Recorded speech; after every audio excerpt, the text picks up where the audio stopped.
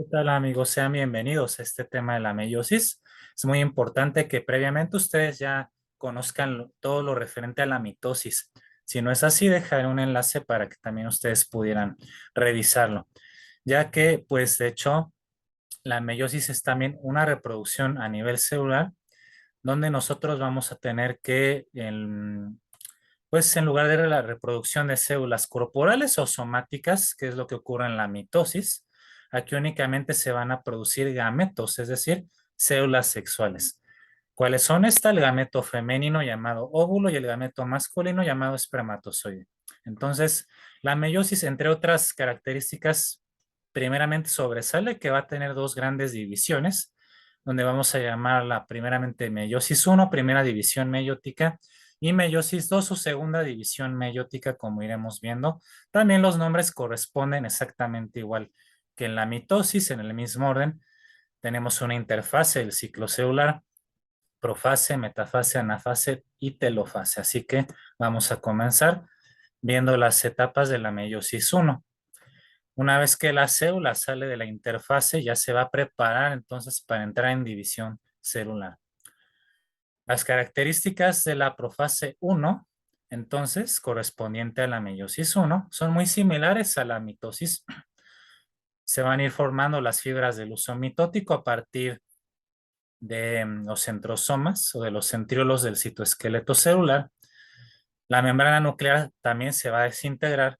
La cromatina, que es la que sabemos contiene el material genético asociado a proteínas, se va a condensar para formar los típicos cromosomas. Pero hay una diferencia fundamental aquí respecto a la mitosis, y es que se van a formar estos complejos llamados tetradas por medio de la unión de unos puntos conocidos como quiasmas. Así que vamos a profundizar en esa parte con esta imagen.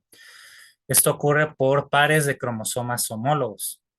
Tenemos un cromosoma paterno, un cromosoma materno.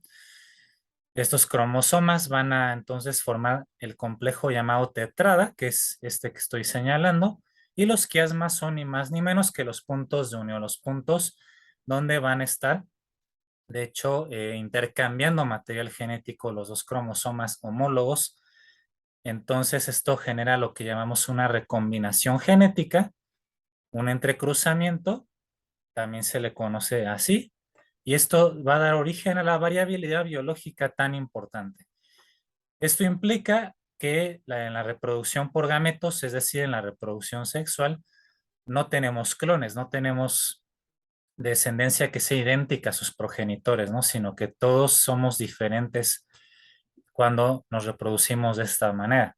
Obviamente heredamos características similares de nuestro padre, de nuestra madre, pero nunca somos idénticos a ninguno de los dos progenitores. Y eso es debido a esto que estamos viendo aquí en la profase 1 del entrecruzamiento o recombinación genética. Entonces, al intercambiar segmentos o secuencias de ADN, estos cromosomas, una vez que se separan de la tetrada, vemos, ya tienen diferente secuencia genómica o diferente secuencia de ADN, con lo cual entonces los gametos van a ser genéticamente diferentes a las células que les dieron origen a sus progenitores. Así que esto es lo que ocurre en la profase 1. Posteriormente, en la metafase 1, ocurre básicamente lo mismo que en la mitosis. Los cromosomas se van a alinear a la altura del ecuador con la ayuda de las fibras del uso mitótico por medio todavía de complejos de tetradas, como vemos en esta imagen. En la anafase ocurre algo semejante también a la mitosis, donde vamos a tener que ya los cromosomas homólogos, la mitad va a migrar hacia un polo, la otra mitad hacia el otro polo de la célula, también con la ayuda de las fibras del uso mitótico que se anclan a los centrómeros. Y de ahí la célula ya empieza a repartir su material genético de forma equitativa para entrar entonces en lo que es la telofase 1, final de la meiosis 1. Entonces aquí ya se comienza a formar los surcos de separación. Vemos cómo esa célula que originalmente era una sola empieza a dividirse en dos nuevas hasta que se da la citocinesis. Recordemos que al igual que en la mitosis es la separación completa de las membranas y los citoplasmas de la célula original. Ahora son dos células nuevas, dos células hijas independientes. Pero la historia entonces no termina aquí, ¿verdad? Porque dijimos que hay una segunda división meiótica o meiosis 2, donde tenemos igual los mismos nombres, profase 2, metafase 2, anafase 2 y telofase 2. En la profase 2 vamos a tener los mismos eventos que ocurren en la mitosis en la profase, ya sin el entrecruzamiento, ya que esto ya ocurrió, ya hubo intercambio genético en la meiosis 1, en la profase 1. En la metafase 2, igualmente los cromosomas homólogos se van a ir alineando todos en pares en la parte del ecuador, en la parte media de la célula con la ayuda del uso mitótico. En la anafase van a migrar los cromosomas mitad hacia un polo, mitad hacia el otro polo. Ahora lo van a hacer por medio de los centrómeros, como podemos ver aquí. Y finalmente en la telofase 2, otra vez ocurre la citocinesis, se va a ir formando el surco de separación, esas células se va a separar en dos, este igual va a ser lo mismo, dando como resultado final 2 más 2, 4 células hijas llamadas haploides, lo cual quiere decir haploide que tiene el equivalente a un juego de cromosomas. En la especie humana son 23 cromosomas, ya que nuestro número diploide, como analizamos en la mitosis, son 46, la mitad de 46, 23 cada una de estas 4 células hijas. Así que entonces finalmente tenemos aquí el resumen con puntos clave que no podemos dejar nunca de aprendernos. Entonces vimos que la meiosis ocurre en dos grandes procesos de división, la meiosis 1 y la meiosis 2.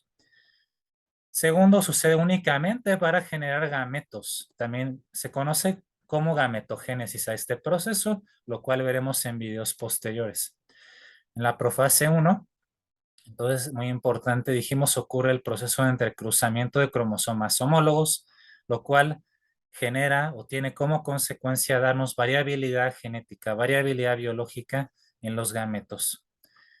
Tercer punto, cuarto, muy importante al final, o sea, en la telofase 2, pues nuestros resultados son 4 células hijas haploides con 23 cromosomas, como ya dijimos. Todas son genéticamente diferentes, entonces de ahí que pues tengamos estas consecuencias de la reproducción sexual muy importantes. Y finalmente, cada gameto requiere de un gameto opuesto, por decirlo de alguna forma, o complementario para poder reproducirse en el proceso de la fecundación, lo cual constituye en sí el acto de la reproducción sexual, donde entonces un óvulo requiere un espermatozoide para poder seguirse dividiendo y generar así las fases embrionarias correspondientes a la gestación y el embarazo, tema que obviamente ya se verá más adelante. Así que, pues, espero esto sea de gran ayuda para ustedes. Las cajas de comentarios siempre están disponibles y hasta un próximo video.